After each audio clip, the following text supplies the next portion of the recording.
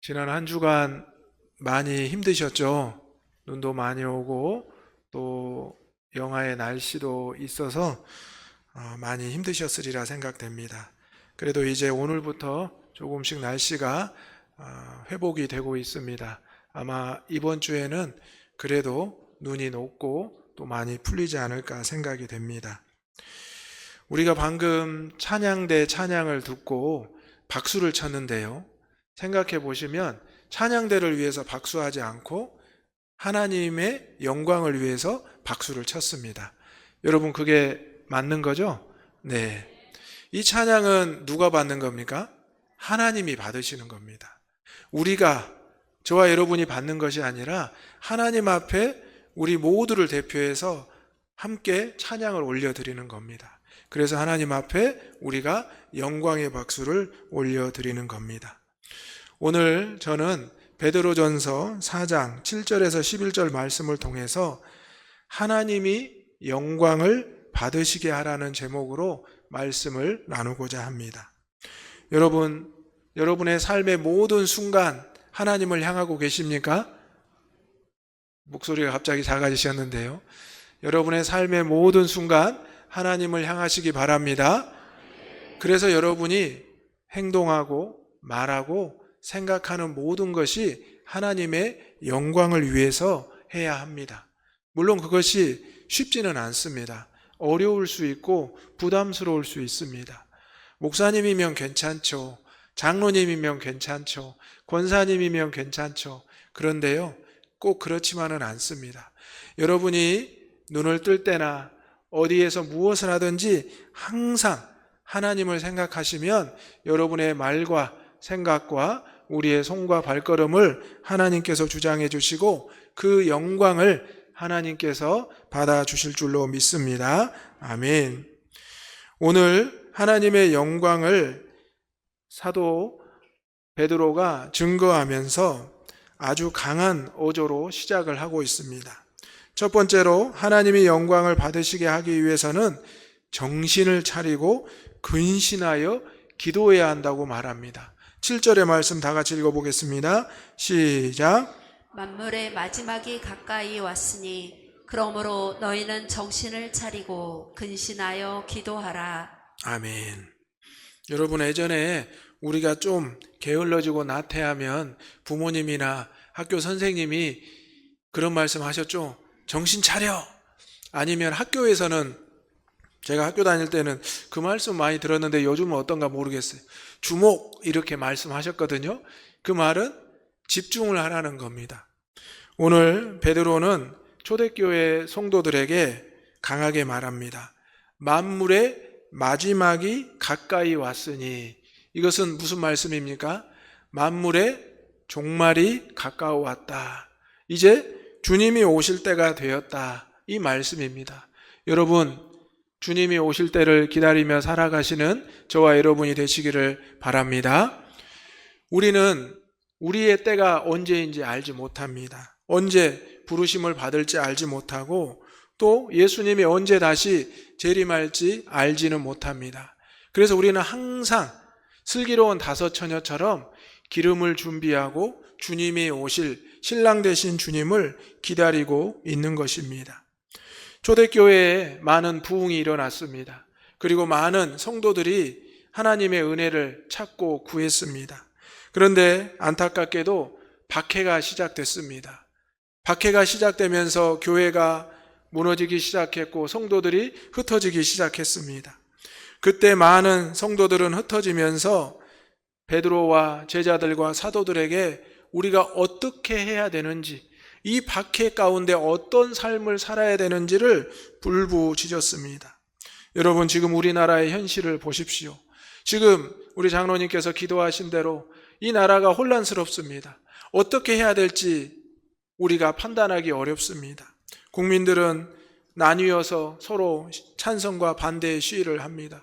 또 미국의 새로운 트럼프 대통령이 다시 되어서 각 나라의 관세나 또 외교적인 여러 가지 어려운 상황이 발생하고 있습니다. 그런데 우리는 아직도 계속 혼란 가운데 머물러 있는 것 같습니다. 이 박해와 억압 가운데 우리가 무슨 생각을 가지고 무슨 행동을 해야 될지 참으로 어려운 상황에 있습니다. 어쩌면 이 말씀, 이 7절의 말씀이 이 나라 지도자들과 이 나라 모든 백성들에게 전해져야 될 줄로 믿습니다. 만물의 마지막이 가까이 왔다는 것은 우리가 주님을 맞이할 준비가 되어 있어야 된다는 것입니다. 교회는 예수 그리스도의 십자가의 죽음과 부활의 신앙 위에 세워졌습니다. 그래서 예수 그리스도의 십자가의 죽음과 부활을 교회에서는 매번 증거하게 되어 있습니다. 그래서 목회자의 설교에는 십자가의 죽음과 부활이 빠져서는 안 된다고 신학교에서 배우기도 했습니다. 여러분, 이렇게 교회가 주님의 죽음과 부활, 재림을 기다리며 살아가는데 교회에 박해가 온다는 것은 너무나 안타까운 일 아닙니까? 오히려 교회가 안전해야 되고 교회가 평화로워야 되는데 오히려 교회에 박해가 찾아왔을 때 우리는 어떻게 하고 있습니까? 오늘 말씀대로 따르면 우리는 정신을 차리고 근신해야 된다는 것입니다. 정신을 차린다는 것은 영어로 보면 클리어 마인드라고 표현되어 있습니다. 그리고 근신하라는 것은 셀프 컨트롤이라고 쓰여 있습니다. 마음을 정결하게 하고 또 스스로 마음을 주장해야 된다라는 것입니다. 그리고 마지막에 뭐라고 되어 있습니까? 기도하라. 여러분 한번 따라서 해보겠습니다. 정신을 차리고 근신하여 기도하라. 아멘. 여러분, 기도할 때 어떤 마음으로 하십니까? 그냥 형식적으로 그냥 해야 되니까 어쩔 수 없이 무의식적으로 그렇게 기도한 적 사실 있으시죠? 그냥 지나가는, 그냥 내 생각나는 대로. 그런데 여러분, 기도할 때는 정신을 차리고 근신하며 내 마음을 정결하게 하며 또 내 마음을 조절하며 절제하며 기도해야 된다는 것입니다. 그래서 이것을 거꾸로 이야기하면 이렇습니다. 기도하는 자는 정신을 똑바로 차리고 절제하며 근신하며 해야 한다. 여러분, 기도는 하나님과의 대화라고 말씀드렸습니다. 우리의 삶을 고백하는 영적인 호흡이라고 했습니다. 그렇다면 우리가 아무렇지도 않게 늘 평범하게 일상적으로 하는 기도도 물론 기도가 되겠지만 정말 간절한 마음으로, 정말 근신하는 마음으로, 정말 절제하는 마음으로 하나님께 부르짖고 기도를 해야 된다는 것입니다. 그것이 바로 하나님의 영광을 위한 기도가 되고 하나님이 영광을 받으시는 기도가 된다는 것입니다. 오늘 우리가 이 어려운 상황 가운데 내가 여러 가지 방법을 동원해보고 여러 사람들에게 부탁을 해봐도 해결되지 않는 문제들이 있습니다. 그래서 내가 스스로 포기할 때 우리는 마지막으로 하나님 앞에 기도할 때가 있습니다. 하나님, 저 이제 아무것도 할 수 없습니다. 하나님이 해주시면 가능하고요. 하나님마저 포기하시면 저는 이제 끝이네요. 이렇게 기도할 때가 있습니다. 여러분, 오히려 그런 기도가 하나님 앞에 근신하고 정신을 차리고 절제하는 기도가 됩니다. 하나님, 저 오늘 무슨 좋은 일 있네요. 하나님이 굳이 안 도와주셔도 될 것 같아요. 저 지금 잘 되고 있어요. 이렇게 형식적으로 흘러가는 마음으로 기도를 한다면 그 기도는 결국 하나님께 영광이 될 수 없고 상달이 될 수가 없습니다.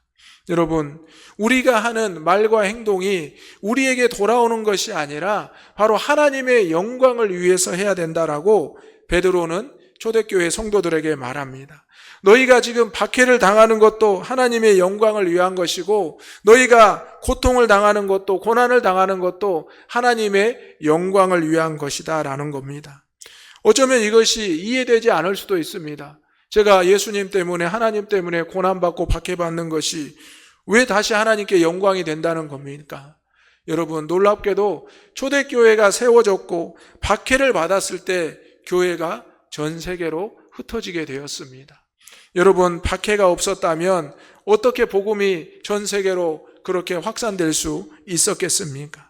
오늘 지금 내가 겪고 있는 어려움과 고난, 내가 지나가고 있는 환난과 고통, 이것이 우리가 궁극적으로 하나님의 영광을 받으시게 하는 모습이라는 것을 우리가 기억한다면 지금의 고통과 연단을 조금이라도 여러분 견딜 수 있지 않겠습니까? 지금 내가 아픈 것, 내가 어려운 것, 내가 실족한 것 하나님께 다 고백하시기 바랍니다. 그러면 그 기도를 하나님께서 받으시고 하나님이 그 기도를 통해 영광을 받으시고 우리에게 은혜와 사랑으로 회복해 주실 줄로 믿습니다. 여러분, 바다를 보면 큰 파도가 늘 입니다. 그리고 그 파도를 타고 배가 항해를 합니다. 배가 지나갈 때 늘 바라보는 게 있습니다. 바로 등대입니다. 이 등대는 어떤 파도와 바람에도 흔들리지 않고 사라지지 않고 그 자리를 지키고 있습니다. 우리가 배라는 것을 생각해 보십시오. 세상의 환경이 요동칠 때가 있고 풍랑이 일 때가 있습니다. 예수님과 제자들도 풍랑을 만나지 않았습니까? 그리고 우리도 인생을 살아가다 이 변화되는 환경 앞에 늘 어지럽고 힘들 때가 있습니다. 그런데 변함없이 우리에게 늘 빛을 비춰주시고 길을 비춰주시는 등대와 같은 우리 주님이 있다는 것을 여러분 기억하시기를 바랍니다. 그래서 우리가 어떠한 어려움과 환난을 겪더라도 흩어질지라도 정신을 차리고 근신하며 기도할 때 그 빛이 우리에게 비춰지고 그 빛을 따라서 우리의 삶이 더욱 하나님을 향한 영광을 위한 삶을 살아가게 될 줄로 믿습니다. 종말이라는 것이 우리에게 두려움일 수도 있습니다. 하지만 우리는 누구나 다 종말을 맞이하게 되고 그 때를 맞이하게 됩니다. 어제 오랜 투병 중인 환우 신방을 갔는데요. 집에 계십니다. 그런데 늘 용기 있게 말씀하시고 고백을 했는데 어제는 갑자기 힘없는 목소리로 저를 보더니 그렇게 말씀하셨습니다. 목사님, 저 이제 죽으려나 봐요. 그래서 제가 집사님 손을 붙잡고 기도했습니다. 집사님, 저도 여기 있는 모든 분들도 언제 죽을지는 알 수 없습니다. 언제 때일지는 알지는 못해요. 그래도 살아있는 동안 하나님 앞에 기도하시고 힘을 내십시오. 용기를 내십시오. 하나님이 주신 이 생명이 귀합니다. 말씀을 드렸습니다. 그랬더니 다시 그 집사님께서 조금 힘을 내시고 함께 기도하고 예배를 드렸습니다. 여러분, 우리가 하나님 앞에 근신하고 절제하며 기도하지 않으면 우리의 마음은 우리의 환경 때문에 금방 무너질 수밖에 없습니다. 그러면 우리가 하나님 앞에 영광을 돌려야 되는데 그 역할을 감당하지 못하는 거죠. 오늘 우리가 지난 한 주간의 매서운 추위를 보내고 이렇게 주일날 주회전에 모였습니다. 오늘 우리 하나님 앞에 영광을 올려드리는 기도와 찬송과 예배를 통하여 다시 한번 하나님이 주시는 새 힘과 새 능력을 얻을 수 있기를 주님의 이름으로 축원합니다. 아멘. 이렇게 우리가 정신을 차리고 근신하며 기도할 때 준비가 됩니다. 그리고 준비가 되었을 때 두 번째로 이제 하나님의 영광을 받으시기 위해서 선한 청지기가 되어야 합니다. 10절의 말씀 다 같이 읽겠습니다. 시작. 은사를 받은 대로 하나님의 여러 가지 은혜를 맡은 선한 청지기 같이 서로 봉사하라. 아멘. 우리가 성령의 은사에 대해서 말씀을 나누었습니다. 그리고 성령의 열매에 대해서도 말씀을 나누었고요. 그리고 지난주에는 사랑이 담긴 은사와 열매로 행하라고 말씀을 드렸습니다. 여러분, 그렇게 은사를 받으시고 행하고 계시죠? 아멘. 자, 옆에 계신 분과 이렇게 인사하겠습니다. 사랑이 담긴 은사로 열매 맺으시기 바랍니다. 아멘. 10절의 말씀을 보니 각각 은사를 받은 대로 하나님의 여러 가지 은혜를 맡은 이라고 표현되어 있습니다. 우리 모두는 은사를 받았습니다. 그리고 은혜를 맡았습니다. 그러면 어떻게 해야 될까요? 선한 청지기 같이 서로 봉사라고 합니다. 여러분, 청지기는 누구입니까? 주인에게 일정한 역할을 맡긴 종입니다. 그래서 이 주인의 신뢰를 받아서 자신의 사명을 감당해야 됩니다. 그런데 악한 청지기는 누구일까요? 주인이 명령하고 맡긴 것을 주인의 뜻대로 주인의 유익을 위해서 행하지 않고 나를 위해서 또 주인에게 손해를 끼치는 사람입니다. 그런데 선한 청지기는 누구일까요? 바로 주인이 말씀하신 대로 순종하고 주인의 유익을 위해서 수고하고 헌신하는 겁니다. 청지기는 결코 자기에게 영광을 돌리지 않습니다. 하지만 악한 청지기는 자기의 영광을 위해서 자기의 것으로 취하려고 합니다. 여러분, 선한 청지기가 되어야 할까요? 악한 청지기가 되어야 할까요? 당연히 선한 청지기가 되어야 합니다. 그러면 어떻게 됩니까? 우리는 아무것도 없어요. 우리는 그저 주님이 시키는 일대로 받고 맡은 대로 수고하고 헌신하고 모든 영광을 하나님께 돌리니까 우리는 아무것도 없습니다. 그래도 여러분, 우리는 하나님의 청지기이지만 자녀입니다.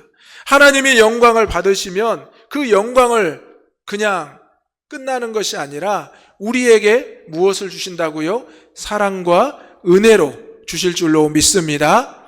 여러분, 자녀들이 부모님에게 잘합니다. 그러면 부모님이 자녀를 위해서 기도하고 또 부모님에게 드린 것을 부모님이 또 자녀들에게 그대로 더 주고 싶은 마음이 부모님의 마음입니다. 우리가 하나님 앞에 여러 가지를 구합니다. 그리고 우리가 미처 구하지 못하는 것도 성령이 말할 수 없는 탄식으로 구해 주십니다. 그리고 우리가 스쳐 지나가는 기도를 했지만 여러분 한번 생각해 보십시오. 여러분이 하나님 앞에 했던 기도는 분명히 응답될 줄로 믿습니다. 저도 마찬가지고요. 여러분도 마찬가지입니다. 내가 문득 생각날 때가 있습니다. 하나님이 내 기도를 들어주셨구나. 하나님께서 그걸 기억하고 계셨구나. 여러분, 놀라운 간증과 응답이 여러분의 삶에 분명히 있습니다. 그리고 지금도 여러분이, 오늘 또 여러분이 청지기로서 하나님의 유익을 위해서 하나님의 말씀에 순종할 때 바로 하나님께서는 분명히 우리의 때에 하나님께서 역사하시고 사랑과 은혜로 그 영광을 받으신 그 이상으로 우리에게 허락해 주실 줄로 믿습니다. 아멘. 그리고 이제 이 초대교회에 원망 없이 대접하라는 말씀이 등장하는데요. 봉사라는 말씀이 등장하는데요.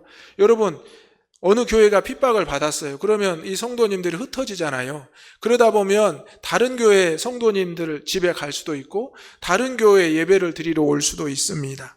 어려움을 겪으면 서로 이렇게 피하고 또 도움을 줄 수 있죠. 그런데 그 기간이 점점 길어지는 거예요. 언제까지일지 알지 못하는 겁니다. 그러면 그 마음에 불평이 생기고 원망이 생기는 겁니다. 여러분, 어떤 일을 감당하다가 내가 언제까지 해야 되는지, 어느 만큼 해야 되는지 문득 그 마음이 들 때가 있습니다. 또 주의 일을 하다 보면 내가 그것을 그만하고 싶을 때가 있습니다. 그러다 보면 불평과 원망이 사로잡히고 기뻤던 마음이 슬픈 어려운 마음으로 바뀌게 됩니다. 그런데 베드로는 이 교인들에게 말하기를 서로 대접하기를 원망 없이 하라. 계속해서 베풀고 나누라는 것입니다. 생각해보면 교회는 주님의 순환과 죽음, 부활 위에 세워졌다 말씀드렸습니다. 그러면 온 세상의 교회는 하나가 아닙니까? 그런데 찾아왔다고 해서, 대접했다고 해서, 수고하고 헌신했다고 해서 그것이 원망으로 바뀌게 되면 결국 불의한 청지기와 같이 되고 결국 정신을 차리고 근신하며 기도해야 되는 그 자리를 이탈해버리는 모습이 나타난다는 것입니다.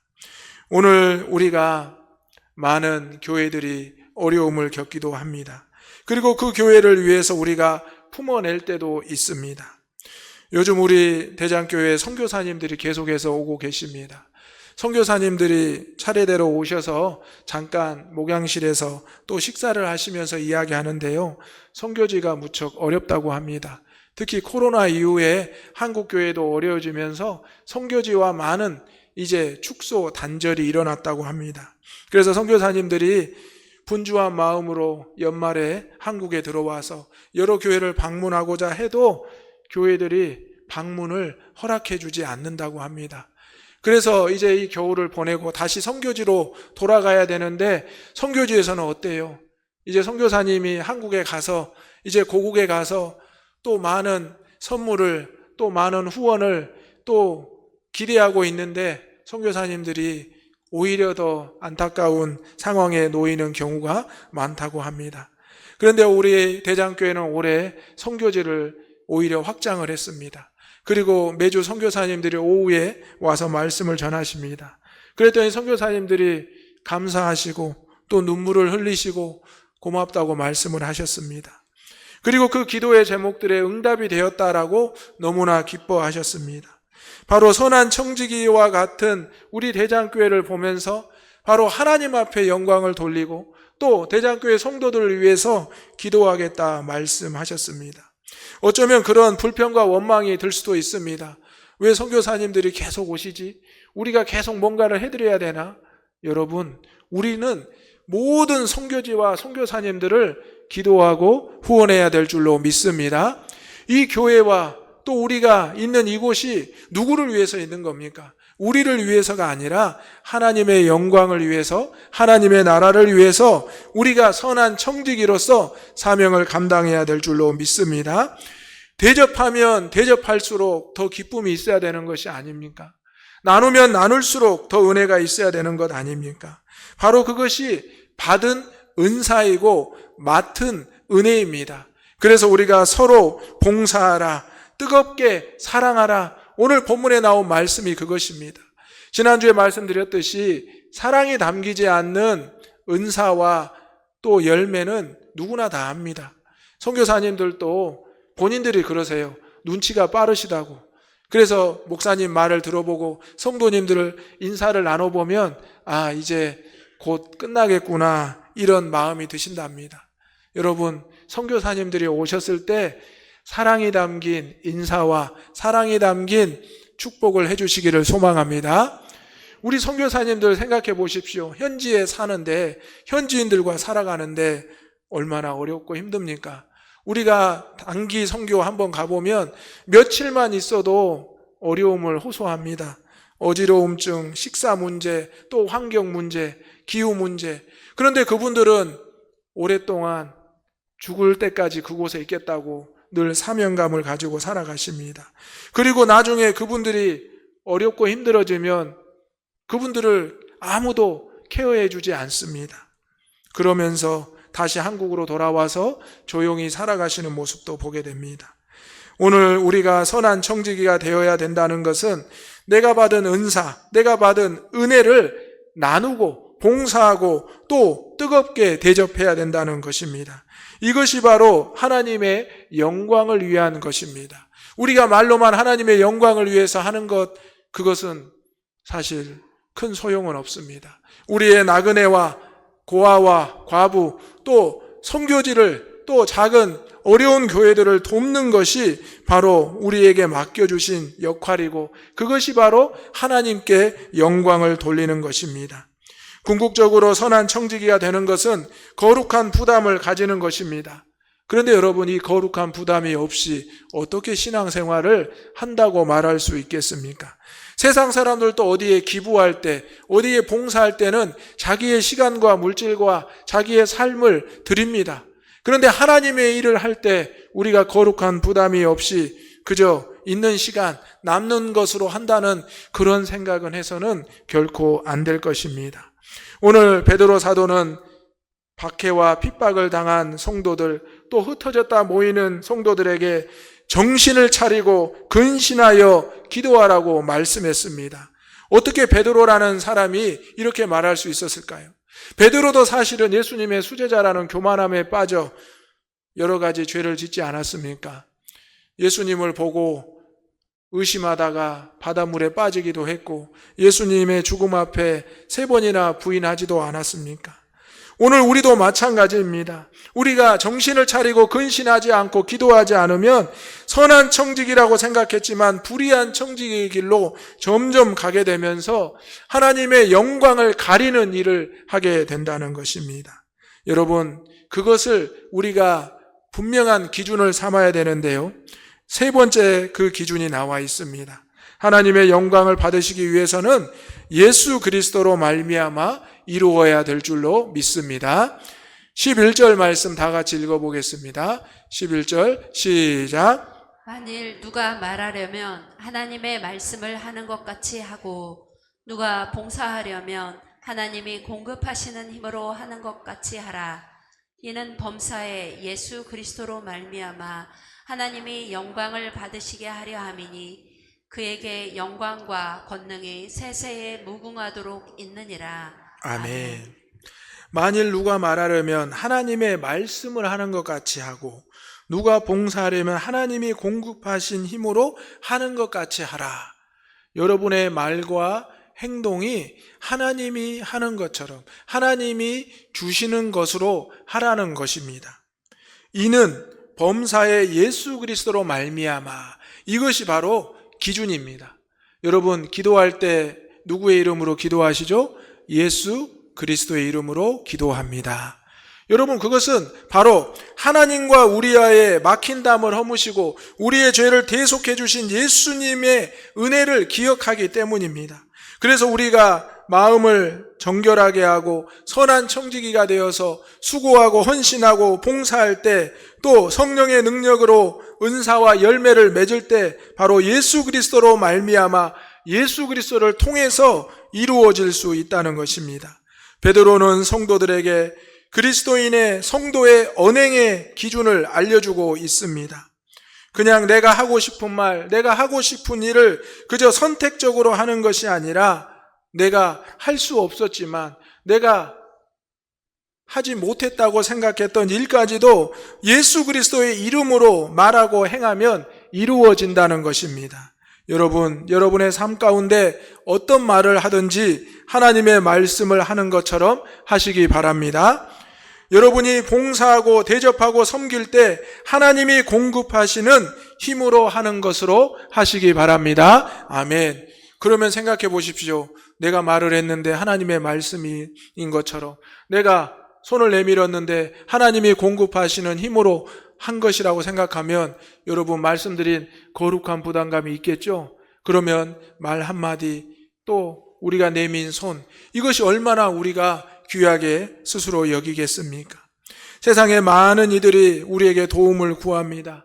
세상에 많은 곳에 우리의 기도가 필요합니다. 그때 우리는 우리의 모습을 감추고 우리의 모습을 낮추고 하나님의 이름만, 주님의 이름으로만 해야 된다는 것입니다. 마태복음 6장 3절에 이렇게 나와 있습니다. 함께 읽겠습니다. 시작. 너는 구제할 때에 오른손이 하는 것을 왼손이 모르게 하여 내 구제함을 은밀하게 하라. 은밀한 중에 보시는 너희 아버지께서 갚으시리라. 아멘. 구제하는 것이 참 어렵기도 하고 또 쉽게 할 수도 있습니다.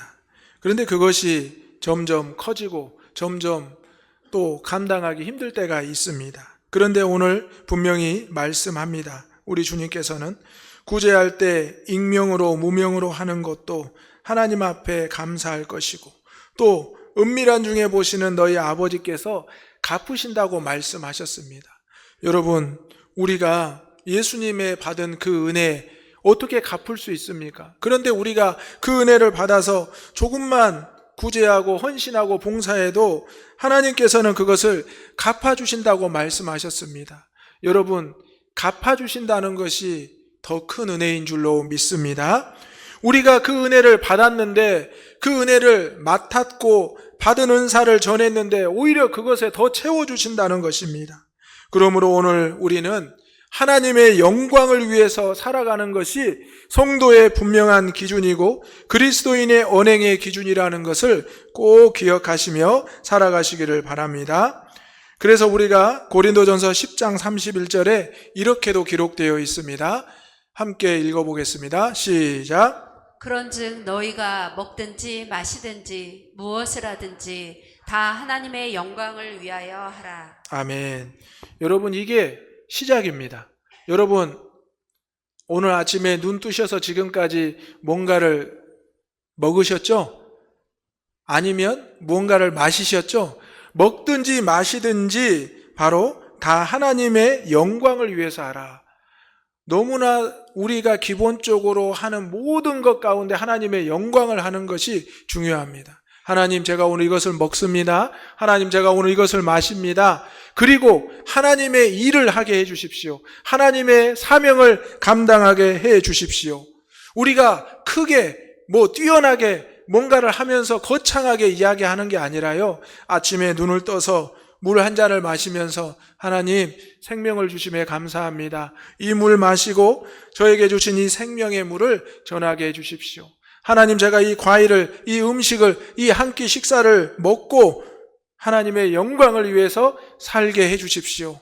이렇게 기도하시고 또 이렇게 행하시고, 기도하시고 행하시는 것을 오직 예수 그리스도의 이름으로 할 수 있는 저와 여러분, 우리 대장의 가족들 되시기를 소망합니다. 아멘. 기도하겠습니다.